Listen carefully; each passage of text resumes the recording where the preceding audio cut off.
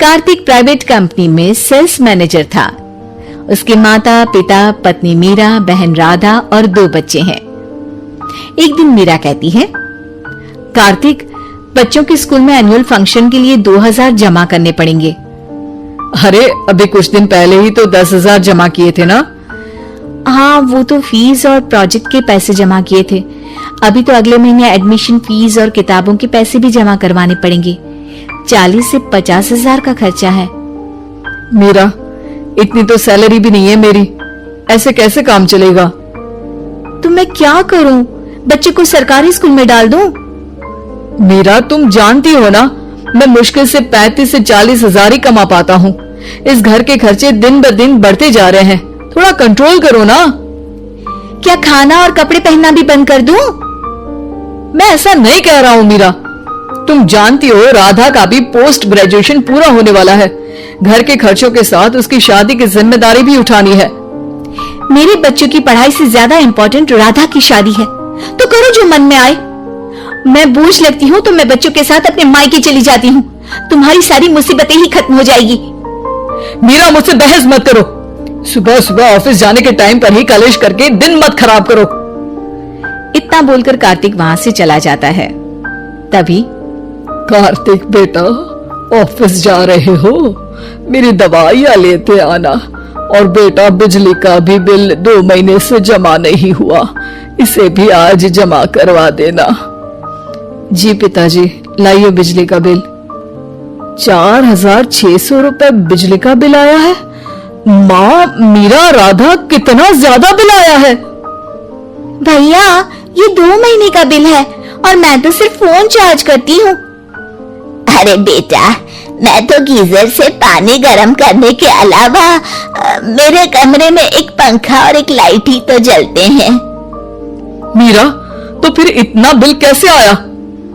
हाँ, सारा इल्जाम मेरे पर ही लगा दो ना। भाभी, आप भी तो एसी चलाती हो, उससे भी बिजली का बिल बहुत ज्यादा आता है ना। एसी मेरे मायके से आई है और वो भी अब सबकी आंखों में खटकने लगी है। मीरा, अपना मुंह बंद करो और आज के बाद तुम एसी नहीं चलाओगी। माँ, आप भी अपना पानी धूप में गर्म करके नहाया करो। कार्तिक ये कहकर घर से ऑफिस के लिए निकल गया। घर से कुछ आगे जाते ही उसकी गाड़ी पंचर हो गई। कार्तिक को पंचर बनवाकर ऑफिस पहुंचने में लेट हो गया। बॉस ने कार्तिक को अपनी कैबिन में बुलाया। may I come in, sir? Come in. बहुत लेट हो तुम। सॉरी सर, कुछ प्रॉब्लम्स की वजह से लेट हो गया। मुझे कुछ नहीं सुनना। तुम्हारा टारगेट कंप्लीट हुआ? नो सर, अभी बाकी है। क्यों? सर, मार्केट में बहुत रिसेशन चल रहा है, बिजनेस कहीं से मिल नहीं पा रहा। मैं अपनी तरफ से पूरी कोशिश कर रहा हूँ सर। मुझे तुम्हारी कोशिश नहीं चाहिए, मुझे बिजनेस चाहिए। अगर तुमसे नहीं हो पा रहा है तो तुम रिजाइन कर सकते हो। नहीं सर, मुझे इस नौकरी की बहुत जरूरत है। मैं अपनी फैमिली का सिंगल अर्निंग पर्सन हूँ। मेरी जॉब चली गई तो मेरी फैमिली प्रॉब्लम में आ जाएगी सर। इसका ख्याल तुम्हें रखना चाहिए। जाओ यहाँ से, और बिना बिजनेस लाए मुझे तुम अपना मुंह मत दिखाना। कार्तिक बिजनेस की तलाश में इधर से उधर कड़ी धूप में सारा दिन भटकता रहता है और थका हारा जब शाम को घर आया, बेटा, मेरी दवाई ले आए और बिजली का बिल भर दिया। अब दवाई लाना भूल गया पिताजी, और बिजली का बिल जल्दी भर दूंगा। पर बेटा, याद से भर देना, वरना बिजली वाले बिजली काट कर चले जाएंगे। लीजिए पानी। बच्चों के एनुअल फंक्शन के लिए स्कूल में जमा करने वाले पैसे लेकर आए? अभी सैलरी नहीं आई है मेरा, और अकाउंट में ज्यादा पैसे भी नहीं बचे हैं। तो क्या बच्चों को स्कूल भेजना बंद कर दूं? बच्चे अगर इस साल एनुअल फंक्शन नहीं अटेंड करेंगे तो कोई पहाड़ नहीं टूट पड़ेगा। और अब तुम मेरा दिमाग खाना बंद करो। अरे, आप मुझ पर क्यों चिल्ला रहे हैं? कार्तिक गुस्से में घर से बाहर चला जाता है। अब मीरा रोने लगती है। भाभी, आप रोइए मत, टेंशन लेने से कुछ नहीं होगा। पर ज्यादा घर के भी खर्चे हैं, कार्तिक के गुस्सा करने से घर के खर्चे नहीं पूरे होंगे। पर मेरा बेटा, लड़ाई करने से भी कोई समाधान नहीं मिलेगा, उल्टा घर का माहौल ही खराब होगा। पर मुझे लगता है हमें भी घर के खर्चों में हाथ बढ़ाना चाहिए। मुझे योगा सेंटर में जॉब का ऑफर मिला है, मैं कल से ही जॉब ज्वाइन कर लूंगी। वैसे तो मुझे भी सिलाई आती है, मैं भी लोगों के कपड़े सिलना शुरू कर देती हूँ। हाँ बेटा, मैं भी तुम्हारा घर के कामों में हाथ बटा दिया करूंगी और काज बटन लगाकर सिलाई करने में भी सहायता करूंगी। मीरा, मैं तुम्हारे बच्चों के साथ मोहल्ले के बच्चों को भी ट्यूशन पढ़ाऊंगा। इसी बहाने मेरा टाइम पास भी हो जाएगा। इस तरह से अब घर के सभी सदस्यों के सहयोग से पैसों की समस्या दूर हो गई और सब खुश रहने लगे। इससे हमें सबक मिलता है कि एकता में कितनी ताकत होती है। चाइनीज बहू। चाइनीज बहू हमारी याद तो है ना आपको? भूले तो नहीं ना?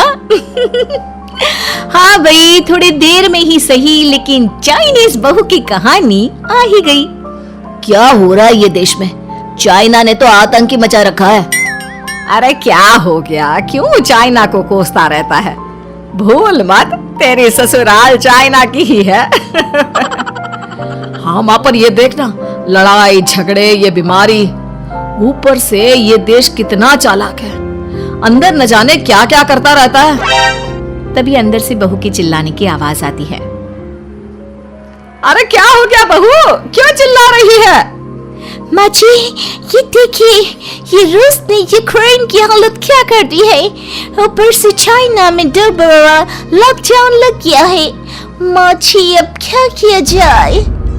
अरे तो तुम लोगों को क्या परेशानी हो रही है, मैं तो यही नहीं समझ पा रही हूँ। वो क्या है ना माँ, हम लोग चाइना जाने की सोच रहे थे, सांगसू के भाई की शादी है। तो क्या?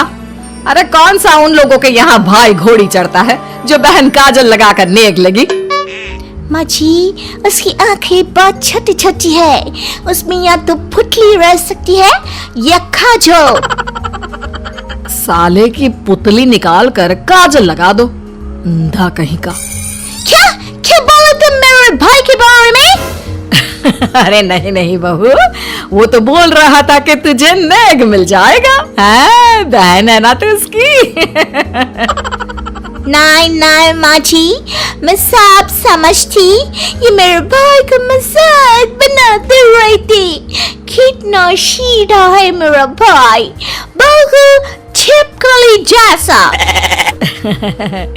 नहीं नहीं बहू, सीधा गाय जैसा होता है। सही पकड़े हैं माँ जी। हाँ, तो मेरे भाई की शादी है, मैं चाइना जरूर जाऊंगी। तभी एक पड़ोसन आ जाती है। अरे नहीं नहीं बहू, तू कहीं ना जा, हम लोगों का मन कैसे लगेगा तेरे बिना। ले बहू, तेरे भाई के लिए ये शॉल रख ले, हमारी तरफ से गिफ्ट कर देना। अरे सब कितने अच्छे हैं, मेरी चाइनीज बहू को कितने प्यार से तुम लोगों ने एक्सेप्ट कर लिया। सच में बड़ी भाग्यशाली हूँ मैं। कैसी बात कर रही है? ये तो हम लोगों के देश की खूबसूरती है कि हर किसी को दिल से अपना लेते हैं, बस वो भी दिल से हमें अपना समझे। कैसी बात कर रही है आंटी जी? मेरे लिए आप सब सासू माँ जैसी ही हैं। मुझे भारत बहुत अच्छा लगता है, ये सबसे अच्छा देश है, मेरा भारत महान। वैसे भी लड़के की शादी जहाँ होती है वो तो वहीं की हो जाती है ना। जीती रे बहू, सही बोल रही है। औरत तो होती ही पानी की तरह है, जो जहाँ जैसे रखे वैसे ही शेप ले लेती है। आंटी जी, ये थोड़ा सा ज्यादा हो गया, समझ नहीं आया। नो प्रॉब्लम, मैं चाय बना कर लाती हूँ। फिर क्या, वो दिन भी आ जाता है जब बेटे बहू को चाइना जाना पड़ता है। वहाँ जाकर बहू का भाई कहता है, मेरे दाम आ गए, मेरे दाम आ गए। मैंने सबको बोला कि सब हिंदी में बात करेंगे, नहीं तो बहन नाराज हो जाएगी। थैंक्स बॉय, हिंदी मेरी भाषा है। आप मुझे उसमें बात करना अच्छा लगता है। आपने जीजा जी से मिलो। ओ बहन तुम अंदर चलो। सभी बहू को अंदर लेकर चले जाते हैं, लेकिन सांगसु का पति वो तो बेचारा चाइना के ससुराल के आंगन में अकेला खड़ा रहता है। काफी देर तक जब कोई उसे नहीं पूछता तो वो माँ को घर पर फोन करता है। हाँ बेटा, पहुंच गए ना कुशल मंगल? हाँ माँ, लेकिन सांगसु पता नहीं कहाँ है। वो तो अंदर गई है, तब से बाहर आई ही नहीं। अरे कैसे बात कर रहा है? तो तू अंदर चला जा, तू बाहर क्यों है? अरे दामाद है तू वहां का। उन लोगों ने तुझे बिठाया, चाय पानी कुछ नहीं पूछा? नहीं ना माँ। तभी सामने से सांगसु आती है। आप अभी तक तैयार नहीं हुए और ये बैग लेकर क्यों कमरे से बाहर आए? इसे वहीं रख देती। कमरा? कौन सा कमरा? अरे कैसी बात कर रही हो? जब से तुम अंदर गई हो मैं बाहर ही तो खड़ा हूँ। बहू को बहुत हैरानी होती है और गुस्सा भी आता है। तभी उसका भाई और माँ आ जाते हैं। और सांगसु अंदर खाना लग गया है। पहले ये बताओ कि मेरे पति को किसी ने खाना या पानी क्यों नहीं पूछा? वो भारत से ससुराल पहली बार आया है, वो भी मेरे कहने पर। उनकी इज्जत क्यों नहीं की? देख बेटी, तूने जबरदस्ती जिद में शादी की थी तो हम लोगों ने कर दी, लेकिन अब तुम ये सोचो पूरी चाइना में मैं इस इंडियन को अपना दामाद बताऊं? So sorry. हाँ सांगसु, और तुम भी चुप रहना, नहीं तो वो लोग मेरी शादी तोड़ देंगे। ओह, ऐसी बात है। कोई बात नहीं, मैं बाहर होटल में रह लेता हूँ। तुम वही करो जो ये लोग चाहते हैं। कैसी बात कर रहे हो? शादी के बाद पति जैसा भी हो, जो भी हो, पति होता है। वैसे भी तुम्हारे पूरे परिवार ने, सबने बिना सोचे मेरा साथ दिया, मुझे एक्सेप्ट किया, प्यार किया। मैं अपने देश में आपको अकेला कैसे छोड़ सकती हूँ? ये हिंदी फिल्म का ड्रामा बंद करो, मैं अभी बर्दाश्त नहीं करूंगी। चुपचाप अंदर चलो, नहीं तो ये शादी वादी यहीं खत्म करके इसे अकेले ही इंडिया जाना पड़ेगा। कैसी बात कर रही हो माँ? ये मेरे पति हैं। है नहीं था, हम लोगों ने यहाँ वकील को बुला लिया है, जिसके बाद अब तेरा तलाक करा के हम यहाँ के चाइनीज लड़के से तेरी शादी करा देंगे। अरे कैसी बात कर रहे हो? हम तो यहाँ तुम्हारी शादी के लिए आए थे। नहीं नहीं, मैं सांगसु के बिना नहीं रह सकता हूँ। हाई वोल्टेज ड्रामा होने के बाद से ही सारा माहौल खराब हो जाता है कि तभी एक लड़की आती है। मैंने सारा इंतजाम कर दिया है, सांगसु की शादी का मंडप परसों लग जाएगा, तब तक इसके पति को कमरे में बंद कर देते हैं। सभी सांगसु के पति का हाथ बांधकर उसे कमरे में बंद कर देते हैं। ये क्या कानूनी है? आप लोग मेरे पति के साथ ऐसा नहीं कर सकते हैं।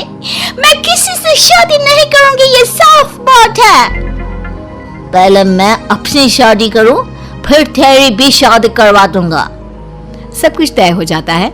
भाई की शादी हो जाती है।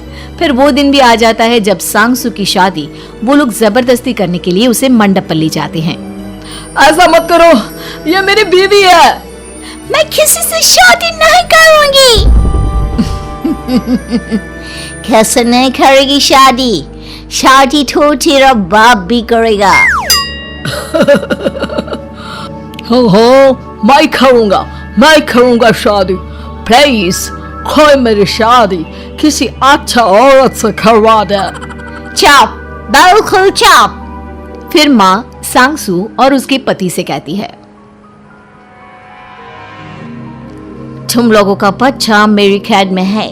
अगर तुम लोगों ने कोई भी होशियारी की तो मैं इस बच्चे को मार दूंगी। दोनों माँ का रूप देखकर हैरान हो जाते हैं। बच्चे की खातिर दोनों शांत हो जाते हैं और शादी की रस्में शुरू हो जाती है कि तभी सांगसु की सास पुलिस के साथ आ जाती है। माँ, सरसु माँ आ गई, मेरी माँ आ गई। माँ प्लीज हम लोगों को बचाकर वापस ले चलो। पुलिस सभी को गिरफ्तार कर लेती है। बेटी के बच्चे को मारने की धमकी तो कोई चुड़ैल ही दे सकती है। अरे तो ये चुड़ैल ही तो है। ये सही बोल रहे हैं, ये औरत किसी चुड़ैल से कम नहीं है। तभी उन लोगों का बच्चा भी आकर सांगसु के गले लग जाता है। माँ, तू सही समय पर आ गई, लेकिन तुझे कैसे पता चला कि यहाँ ये सब हो रहा है? बेटा, ये चाइनीज लोग ना होते ही धोखेबाज हैं। इन लोगों पर मुझे भरोसा नहीं था, इसलिए मैंने तेरे फोन को हमेशा के लिए मेरे फोन से अटैच कर दिया था, जिससे तेरे आसपास होने वाली सारी बात मैं सुनती रहूं। उस दिन भी मेरी तेरी बात हो रही थी तो तेरा फोन ऑन था, मैं सब समझ गई थी। मुझे माफ कर दो। नहीं, बिल्कुल नहीं। चलिए माँ जी, इंडिया वापस चलते हैं। आज के बाद ममता बहुत ही सीधी और प्यारी लड़की थी, वहीं सुनील एक सरल और आगे बढ़ने की सोच रखने वाला लड़का। सुनील, बेटा सुनील कहाँ है? अरे जरा एक गिलास पानी तो दे दो। हाँ माँ, अभी आया। क्या माँ, पानी तेरे सर के पास ही तो रखा है, क्या हो गया है? तबीयत खराब है क्या? अरे नहीं नहीं, वो उठने का मन ही नहीं कर रहा था, तो देखा ही नहीं। वैसे क्या कर रहा है? यहाँ बैठना मेरे पास। माँ पढ़ रहा था। वो क्या है ना, नौकरी में तो वक्त नहीं मिलता, अब ऑफिस से घर आकर ही तो वक्त मिलता है। अच्छा अच्छा ठीक है, पढ़ ले जा बेटा। सुनील पढ़ लिख कर और आगे बढ़ना चाहता था, लेकिन माँ की तबीयत खराब देखकर सोचता है कि शादी ही कर ले। कब तक माँ का ख्याल वो अकेले रख पाएगा? तो एक दिन, माँ ये ममता है, मैंने इससे शादी कर ली है। तुम्हारी तबीयत भी ठीक नहीं रहती, तो मैंने सोचा शादी कर लेता हूँ। घर संभालने वाली और तुम्हें संभालने वाली कोई आ जाएगी तो अच्छा रहेगा। माँ अचानक से सामने बहू देखकर हैरान रह जाती है। बेटा ये क्या बात होती है? न बैंड, न बाजा, न दहेज, न शगुन, ऐसे कैसे बहू आ गई? माँ तू तो जानती है, मैं नौकरी के साथ पढ़ाई कर रहा हूँ, तो कहाँ से इतना पैसा बचा पाता कि धूमधाम से शादी करता। वैसे भी माँ, लोग तो आकर खाकर निकल जाएंगे, इसलिए बस वैसे ही। माँ जी, मैं आपका ख्याल रखूंगी। वैसे भी ये आगे की पढ़ाई कर रहे हैं, अच्छा कुछ कर गए तो सबके दिन फिर से अच्छे आ जाएंगे। सास को ममता की बात ठीक तो लगती है, लेकिन मन में कहीं ना कहीं लगता है कि कहीं बहू बेटे को लेकर फुर्र ना हो जाए और फिर तो वो रह जाएगी अकेली। बेटा देख, मेरा जो कुछ भी है वो सुनील ही है, और सुनील का भी अब इस दुनिया में मैं ही हूँ और कोई नहीं। क्या सुनील? बिल्कुल माँ, लेकिन आज से ममता भी मेरे जीवन का अहम हिस्सा है, जैसे तू है। सास को बड़ा बुरा लगता है कि उसकी सल्तनत में कोई और हिस्सेदार कैसे हो सकता है। कैसे कोई और उसके 30 साल के बेटे की जिंदगी में अचानक से आकर बराबर का हिस्सेदार बन सकता है। देख बहू, मैं भले थोड़ा बीमार रहती हूँ, लेकिन इसका मतलब यह नहीं कि घर की चीजों में मेरा कंट्रोल खत्म हो गया है। मैं आज भी इस घर की रानी हूँ, समझी? बेटा सोचता है कि ये माँ को अचानक से क्या हो गया। कल तक जो माँ कहती थी कि जिंदगी का कोई भरोसा नहीं, वो अचानक से जंग के मैदान की झांसी की रानी कैसे बन गई? माँ क्या हो गया? सब ठीक है ना? अचानक कैसी बात कर रही हो? ममता का आज पहला दिन है, स्वागत करो उसका। आसपास की आंटियों को बुलाओ, नई दुल्हन की मुंह दिखाई करवाओ। खैर, सास होने का फर्ज निभाती है और बाद में एक सहेली के साथ बाहर निकल जाती है। क्यों री बताया नहीं कि बेटे का ब्याह कर रही हो? वैसे तो सारा दिन हम ही में घुसी रहती हो। अरे मुझे भी तभी पता चला, यूं अचानक सर पर लेकर आ गया। कहता है बहू है माँ तुम्हारी, अब इसको भी इतना ही मैं प्यार करता हूँ जितना तुझे करता हूँ। लो जी, ये क्या बात होगी? क्यों इतना प्यार करता है? अरे माँ का प्यार तो ज्यादा होता है। अब उसको तो कोई दूसरा पति मिल सकता है, लेकिन तुम ही बताओ, क्या माँ की ममता किसी और की हो सकती है? ना जी ना, बेटे को समझाओ ये बात। अरे क्या समझाऊं, मुझे तो खुद ही समझ में नहीं आ रहा कि क्या हो रहा है। जो बेटा कल तक माँ माँ करता था, अचानक से बीवी बीवी का राग आलाप रहा है। देखा, उसकी बीवी ना सुंदर और जवान है। सुंदरता के आगे तो एक से एक नहीं टिके, तो तेरा बेटा किस खेत की मूली है? सास को भी समझ में आ जाता है कि बहू की सुंदरता के आगे माँ का प्यार किसी काम का नहीं। उधर बीवी, ए जी, अम्मा जी सहेलियों को छोड़ने गई थी, अभी तक आई नहीं, हम देख आए क्या?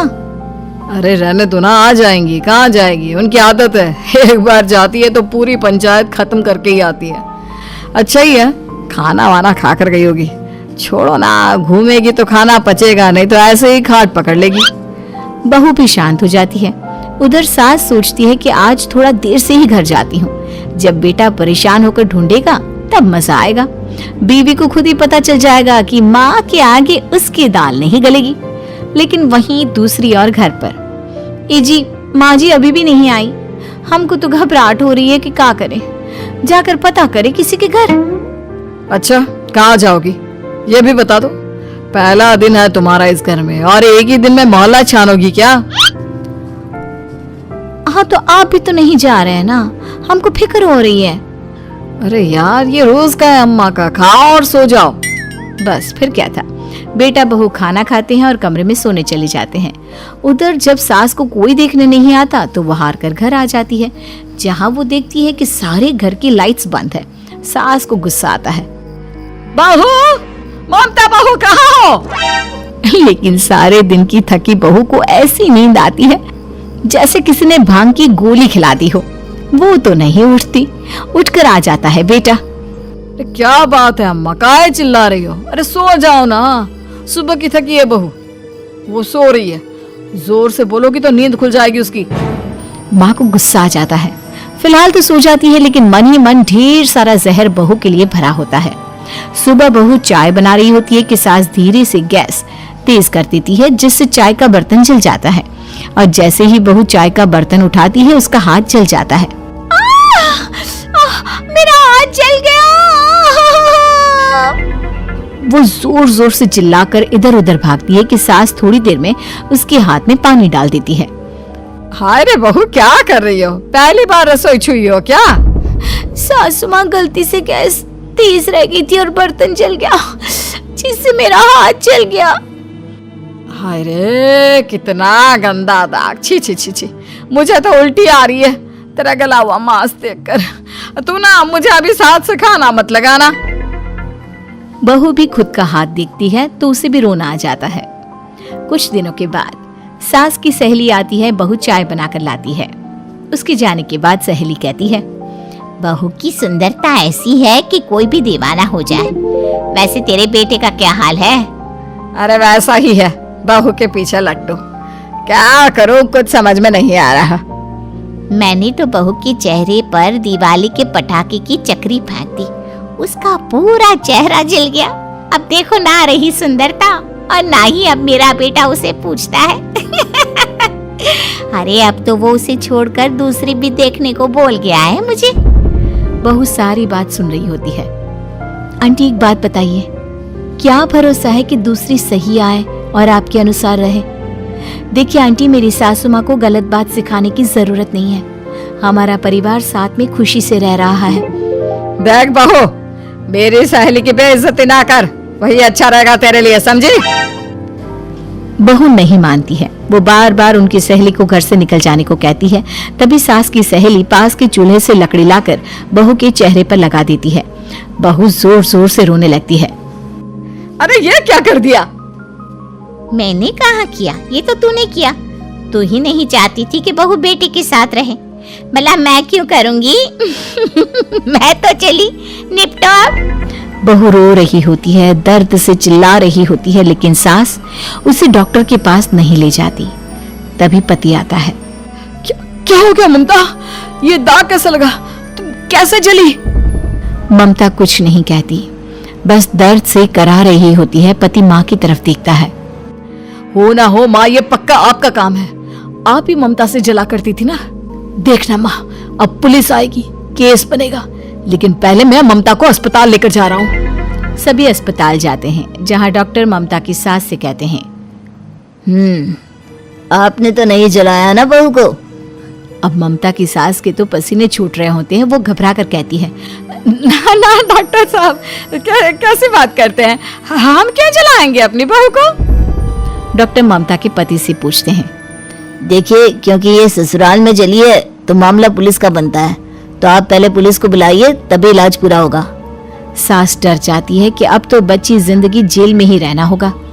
रहने दीजिए ना, पुलिस को क्यों बुलाना? सारी हंसी खत्म हो जाएगी जब पुलिस के डंडे पड़ेंगे। बहू को जलाना भले ही बहुत आसान हो, लेकिन उसके बाद सारी जिंदगी जेल की हवा खाना। सास डर जाती है। पुलिस आती है। पास लेटी दर्द से करा रही ममता स्टेटमेंट देती है। हाँ तो क्या हुआ था, कैसे जली आप? ममता पास खड़ी सास को देखती है। बेटी बताओ कैसे जल गई तुम? ओए काका का किरण वाली शाहरुख, चुप बिल्कुल चुप। सास चुप। सभी इंतजार करते हैं कि ममता क्या बोलेगी। जी मैं खाना बना रही थी, लकड़ी उड़कर मेरे ऊपर गिर गई और मैं जल गई। सास बहू की बात सुनकर रोने लगती है। देखा माँ, कितनी समझदार है ममता। ये चाहती तो, हाँ बेटा, ये चाहती तो मैं आज जेल में होती। मुझे माफ कर दे, मैं आगे से अभी कभी ऐसा नहीं करूंगी। बहू के साथ मिलकर रहूंगी, मुझे माफ कर। वर्मा जी के यहाँ एक काम वाली आई। उसका नाम था जलेबी बाई। क्योंकि उसके कोई भी काम सीधे नहीं होते थे, बात हो या काम, हर चीज घुमा के ही करती थी। अरे साहब, वो जो स्कूल में बच्चों की होती है ना, वो मुझे चाहिए। स्कूल में बच्चों को क्या क्लासेस क्यों चाहिए तुमको? अरे नहीं साहब, वो होती है ना गर्मी की छुट्टी? हाँ हाँ, छुट्टी चाहिए 2 दिन की। अरे तो इतना घुमा कर क्यों बोल रही हो, सीधे सीधे बोलो ना। वैसे क्यों चाहिए तुमको छुट्टी? अरे मेरे भाई के जो पापा है ना, उनकी जो पत्नी है ना, उनके भाई के पापा की पत्नी को बुखार आ रहा है। ओहो, ऐसी पहेली मत बुझाओ कि मुझे बुखार आ जाए। अरे सीधे सीधे बोलो ना जलेबी बाई। अरे देखो, मेरे भाई के पापा, मेरे पापा, उनकी पत्नी यानी मेरी माँ के भाई यानी मेरे मामा के पापा यानी मेरे नाना, और मेरे नाना की पत्नी यानी मेरी नानी को ना बुखार आ रहा है साहेब। अरे जलेबी भाई, तुम 2 नहीं 10 दिन की छुट्टी ले लो। बस अगली बार से ना ऐसी छुट्टी मांगना हो तो अनुराधा से मांगना, मुझसे नहीं। ठीक है। एक और बात साहेब। एक और बात सुनी तो मुझे पागल खाने जाना पड़ेगा। अरे पागल खाने क्यों जाओगे आप? अरे चावल ही खा लो। अरे जलेबी भाई, दिमाग का ढोकला मत बनाओ, जाओ यहाँ से प्लीज। वर्मा जी जलेबी बाई की घूमी बातों से जान बचाने के लिए उसे लंबी छुट्टी दे देते हैं और अनुराधा को बताते हैं। अरे आज तो उसने मेरे दिमाग के तार ही उलझा दिए। कितना घुमा घुमा के बात करती है जलेबी बाई। अरे तुम कहो तो मैं तुम्हारा हाथ बंटवा दूंगा घर के काम में, लेकिन जलेबी बाई को तो और झेल नहीं सकता मैं भाई। अरे शांत हो जाओ, मैं संभाल लिया करूंगी उसे, लोड मत लो आप उसको।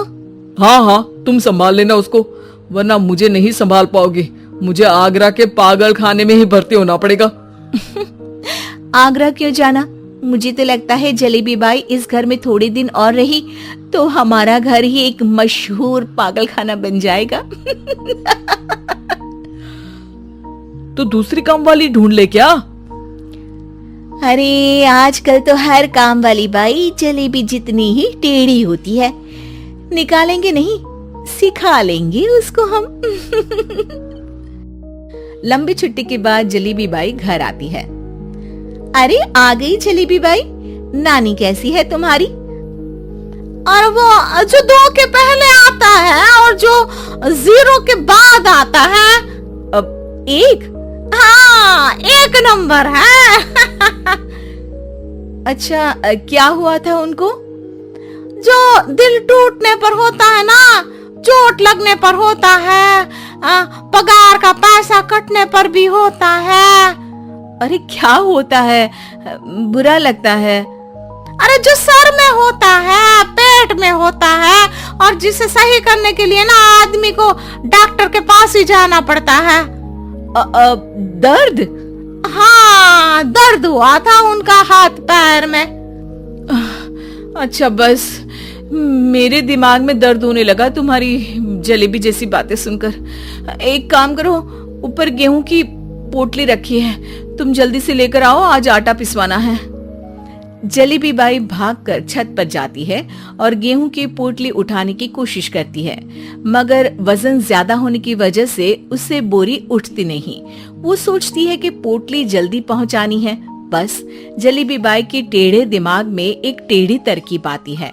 वो पोटली को छत पे घिसकर उसे बालकनी तक ले जाती है और छत से भीतर बरामदे में बोरी फेंक देती है। लो जी लो, हो गया जल्दी जल्दी काम। नीचे पहुंचती है तो देखती है कि अनुराधा वहां उसे गुस्से से देख रही है और नीचे पूरा गेहूं बिखरा पड़ा है। ये क्या किया? अरे पोटली में वजन ज्यादा था, आपने कहा था जल्दी से ले आओ, तो इससे जल्दी कैसे करती मैं बताओ तो। हाँ, अरे एक काम तो सीधा करो, अब क्या करेंगे इन गेहूं का? सब सत्यानाश कर दिया। अनुराधा सोच लेती है कि अब इस जलेबी को सीधा करना ही पड़ेगा, वरना बहुत परेशानी हो जाएगी। जलेबी बाई फिर भी सुधरती नहीं है। रोज कोई घूमी फिरी बात से वर्मा जी के दिमाग में शॉर्ट सर्किट करती है तो कभी अनुराधा के काम बिगाड़ती। जैसे कमरे में झाड़ू लगाने का कहने पर कमरों की दीवारों पर झाड़ू टांग के कहती, लगा दी कमरे में झाड़ू। देखते ही देखते ये महीना खत्म हो जाता है। अरे दीदी पैसे दे दो ना। पैसे तो नहीं है। पैसे नहीं है का मतलब? पैसे तो होते ही है ना घर में। अरे भरोसा नहीं है तो पूरे घर में ढूंढ के बता दे कहाँ पैसे हैं, मिल जाएगी तुम्हें। अभी ढूंढ के लाई मैं। जलेबी जल्दी से अनुराधा का पर्स लेकर आती है। अरे इसमें है ना पैसा? अरे मुझे तो नहीं दिख रहा। अरे दीदी है ना 2000 का नोट। अरे तो वो तो 2000 रुपए हैं, पैसे तो नहीं है। अरे दीदी दे दो ना, जल्दी घर जाना है, आज मेरी तारीख है। अरे पक्का आज तेरी तारीख है? हाँ दीदी आज मेरी तारीख है, आज ही तो पगार लेती हूँ ना मैं। देखो आज तो 1 तारीख है, तेरी तारीख तो है नहीं आज। अरे दीदी दे दो ना, घुमा क्यों रही हो इतना? अच्छा कितनी पगार है तुम्हारी? 5000, आप ही ने तो तय की थी। 5 मतलब जो 4 के बाद आता है और 4 के पहले। हाँ हाँ दीदी। 5 वही जो 3 में 2 जोड़ के होता है। अरे हाँ दीदी हाँ। 5 वही ना जो 10 में से 5 घटाने पर होता है। अरे दीदी मैं समझ गई, अब आपको कभी नहीं घुमाऊंगी। प्लीज जल्दी से पैसे दे दो ना, सारी। और अब ना ये जलेबी बिल्कुल सीधी हो जाएगी कसम से। जलेबी बाई की अकल ठिकाने आ जाती है। अनुराधा जलेबी को पैसे दे देती है और कहती है, अब अगर तुमने हमें घुमाया ना तो तुमको कहीं दूर घूमने भेज देंगे, जहां से तुम घूमने के बाद कभी वापस ही नहीं आ पाओगी। समझ गई जलेबी बाई? कहते हैं ना, सीरियल समाज का आईना होते हैं। अब इन सास बहू के जीवन में सीरियल क्या रोल है, चलिए देखते हैं। वीना और उसकी बहू माया दोनों को ही सीरियल्स देखने का बड़ा शौक था। माँ जी जल्दी आओ जल्दी, देखो पवित्रा कैसे अपने पति को चांटा मारेगी। हाँ, पूरा सीरियल खत्म होने आ रहा है, तब तो बुलाया नहीं। पति को कैसे चाटा मारेगी ये दिखाने बुला रही है। चालाक कहीं की, जानती नहीं हूँ क्या मैं तुझे? अरे क्या जानती हैं आप मुझे, और क्या हर बात पर जानती नहीं हूँ जानती हूँ करती रहती हैं। बड़ा जो मेरे साथ बचपन में रस्सी कूदा करती थी ना। देख जितनी है ना जबान भी उतनी ही चलाया कर। अभी तो उतनी भी नहीं चलाई है, पता नहीं समझती क्या हो आप अपने आप को। बेटा पैदा किया है कोई हीरा नहीं जो बहू को आए दिन सुनाती रहती हो। तभी वहाँ सार्थक जो माया का पति है वो आ जाता है। क्या बात है माया, क्यों माँ से लड़ रही हो? मैं माँ से लड़ रही हूँ? अरे तुम्हारी माँ साइको है, साइको। शादी से पहले बताया क्यों नहीं? मैं तो ना करती तुम लोगों के घर में शादी।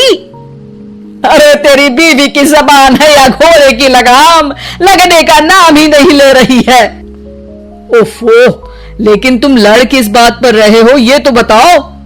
सीरियल देखने बुलाया था, सोचा बुढ़िया सारा दिन दिमाग चलाती है, जरा टीवी में मन लगा ले।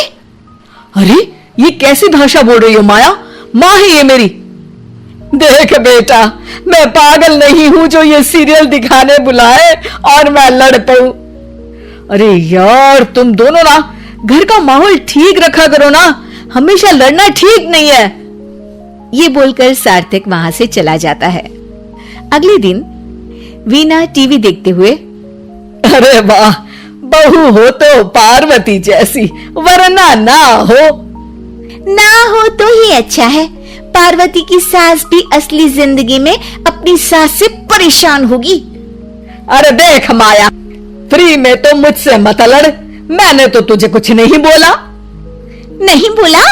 क्यों नहीं बोला? अरे सीधे नहीं तो उल्टे से तो बोला ना कि बहू हो तो ऐसी, नहीं तो ना हो। अरे हाँ, तो गलत क्या बोला? ये जो सीरियल देखकर मुझे बोलती है ना, मुझे भी इतना मेकअप करके ऐसा बोलने के हजारों रुपए मिले तो मैं भी ऐसी ही बन जाऊं। तो क्या मेरे बेटे के पास से पैसे नहीं लेती है तू? थोड़ी देर बाद वहां सार्थक आ जाता है। सामने टीवी चलता देख वो समझ जाता है कि सास बहू के बीच लड़ाई का कारण कुछ और नहीं बल्कि टीवी ही है। सार्थक अपने दोस्तों के पास जाता है और उन्हें सारी बात बताता है। अरे यार, इतनी सी बात? अरे नहीं यार, इतनी सी बात नहीं है। ये टीवी सीरियल वालों के कारण तो मेरे घर में रोज रोज लड़ाई होती है। अरे यार, तो घर से केबल का कनेक्शन ही हटवा दे, फिर ना रहेगा सीरियल ना होगी लड़ाई। वाह जी, अब तो सार्थक को सोल्यूशन भी मिल गया। अगले दिन घर में सिर्फ एक चैनल आता है और वो था दूरदर्शन। अरे बहू, ये क्या, कोई चैनल ही नहीं आ रहा है?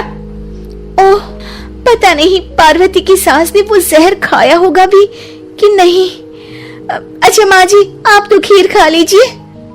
है? ना ना ना, नहीं खाऊंगी ये जहर वाली खीर। अरे खा लीजिए ना माँ जी, मैं पार्वती की तरह नहीं हूँ। हाँ, और एक बात, केवल आपके कारण घर का केबल कनेक्शन हटा दिया गया है। मेरे कारण? अरे करमजली, सीरियल देख देख कर तो तू चाले चलती थी और कनेक्शन मेरे कारण कटा। अरे वाह, एक नंबर की शातिर है तू। सासू माँ जो मुंह में आता है बोले जा रही है। देखा ना, सास भी कभी चुड़ैल थी में क्या हुआ था कमलावती के साथ। अरे बेचारी कमलावती तो अपनी बहू चंडाल रानी के चक्कर में चुड़ैल बनी थी। तू देखना ससुराल सुमन का में क्या हाल हुआ था सुमन का। वो तो मक्खी बन गई थी और जो सास की नाक में घुसकर धमाचाकड़ी मचाई मजा आ गया था। काश मैं भी मक्खी बन पाती। अरे बन, तुम मक्खी बन। अरे मैं तो कहती हूँ तुम मक्खी ही बन जाना। तुझे दोनों हथेलियों के बीच रखकर मसलना दूं तो मेरा नाम भी वीणा नहीं। अभी तक तो मैं साफ साफ बात नहीं कर रही थी, लेकिन। और तभी सार्थक वहां आ जाता है। अरे अब तो केबल का कनेक्शन भी हट गया, फिर आप दोनों किस बात पर लड़ रही हैं? अरे यह पुराने एपिसोड उठा उठा कर मुझसे लड़ रही है। मैं या आप? एक तो मैं इनके लिए खीर बनाकर लाई, ऊपर से बोल रही थी खीर में जहर है। अरे मैंने कभी बोला कि मेरा रानी हार जो चोरी हुआ है वो तुलसी की सास की तरह कहीं इन्होंने तो नहीं चुरा लिया? अरे कौन तुलसी? वो मीरा आंटी की बहू। मीरा आंटी ने उनका हार चुरा लिया? अरे तू मेरी तुलना उस तुलसी की सास से कर रही है। अरे वो मक्कार सी औरत। अरे नहीं, तुलसी अपनी वो ससुराल की 4 साल की हीरोइन। ओ हे भगवान, ये सीरियल सास बहू की जिंदगी बर्बाद करके ही रहेंगे। सास बहू। जिगर और बलराज अपने अपने ऑफिस के लिए निकल जाते हैं, जिसके बाद तानिया और उसकी सास घर के काम में बिजी हो जाती हैं। तभी रसोई में से तानिया के चिल्लाने की आवाज आती है। ओए माँ, बचाओ रे! उश, उश, उश, तानिया की आवाज सुनकर उसकी सास भी वहां आ जाती है। अरे क्या हुआ? और इस तरह स्लैब पर चढ़कर क्यों बैठी हो? उस छिपकली की वजह से। है? छिपकली? अरे कहाँ है छिपकली? ऐसा बोलते हुए तानिया की सास भी डर कर स्लैब पर चढ़ जाती है। अरे जब इन छिपकलियों को घूमने के लिए हमने दीवार और छत दी है, फिर ये हमारे घूमने की जगह पर क्यों उतर आती है? मुझे क्या पता, सामने बैठी है, आप ही पूछ लो ना, साथ में भगा भी देना। इस पर सास डरते हुए स्लैब पर बैठी बैठी ही छिपकली को भगाने की कोशिश करती है। हुश, हुश, हुश। अरे जा ना, वापस अपने घर जा। सासू माँ, छिपकली है, कुत्ता नहीं। अरे हाँ हाँ, छोटी सी ही सही छिपकली तो है, तो तुम ही भगा दो ना। तानिया की सास उसे स्लैब से नीचे गिरा देती है, जिस पर छिपकली तो डरकर भाग जाती है, लेकिन दोनों सास बहू के बीच टॉम एंड जेरी वाला खेल शुरू हो जाता है। आपने मुझे धक्का क्यों दिया? मुझे कुछ हो जाता तो? अगर वो मुझे खा जाती तो? अरे छिपकली थी, डायनासोर नहीं। हाँ, सिर्फ छिपकली ही थी, और आपको उससे डर नहीं लगता तो खुद क्यों नहीं भगा दिया? अरे तेरे होते हुए अगर मुझे काम करने पड़े, फिर बहू होने का फायदा क्या है? इसी तरह सुबह से शाम हो जाती है। जिगर और बलराज भी ऑफिस से घर वापस आ जाते हैं, लेकिन सास बहू की तू मैं खत्म नहीं होती। आज इस सभा का मुद्दा क्या है? मम्मी ने मुझे छिपकली के सामने भेज दिया। अरे वाह मेरे डरपोक, मुझ पर 30 साल से शेरनी जैसे हुक्म चला रही हो और एक छिपकली से डर गई। इस पर दोनों बाप बेटे हंसने लगते हैं, जिसे देखकर सास बहू एक दूसरे की शक्ल देखते हुए अब अपनी लड़ाई भूलकर उनसे लड़ना शुरू कर देती हैं। अरे आप ना ज्यादा बदतमीजी ना दिखाओ, नहीं तो शेरनी के एक पंजे से 32 के 32 दांत बाहर निकल आएंगे। अपनी माँ की इस बात पर अब जिगर अपने पापा को देखकर हंसने लगता है। अरे क्यों पापा, आ गया स्वाद? अभी आपको भी आएगा स्वाद। इस पर घर में सास बहू ड्रामा बंद होकर पति पत्नी नौटंकी शुरू हो जाती है, जिस पर तानिया से कहा सुनी के बीच जिगर अचानक चिल्लाते हुए कहने लगता है, कॉकरोच, इतना बड़ा कॉकरोच! हे भगवान, अब हमें इससे कौन बचाएगा? कॉकरोच का नाम सुनते ही दोनों सास बहू सारी लड़ाई भूलकर फुदक से कूदकर पास रखे सोफे पर चढ़ जाती हैं। अरे कहाँ है? अरे कहाँ है? कमबख्त! अरे उसे भगाने की जगह अनाउंसमेंट तो ऐसे कर रहा है जिससे 12:40 की आखिरी लोकल है, छूटनी नहीं चाहिए। अरे भलाई का तो जमाना ही नहीं है। ठीक है भाई, अब मैं आपको बिल्कुल भी नहीं बताऊंगा कि आपके पीछे भी एक बहुत बड़ा कॉकरोच बैठ रहा है। जिगर की बात पर एक बार फिर दोनों डर से उछल जाती हैं, जिसके बाद जिगर और बलराज इसी तरह कभी कॉकरोच तो कभी छिपकली का नाम लेकर उन्हें परेशान करते रहते हैं। अगली सुबह ये दोनों हमारे डर का ऐसे मजाक बना रहे थे जैसे खुद कभी किसी चीज से ना डरते हो। ये जिगर ना बचपन में तो चींटी से भी डर जाता था। पर मम्मी, उन्हें डराने के लिए मैं चींटी तो नहीं पकड़ सकती। अरे पागल औरत, इतना बड़ा होकर क्या वो चींटी से डरेगा? मतलब हमें बदला लेने के लिए कुछ अलग सोचना पड़ेगा।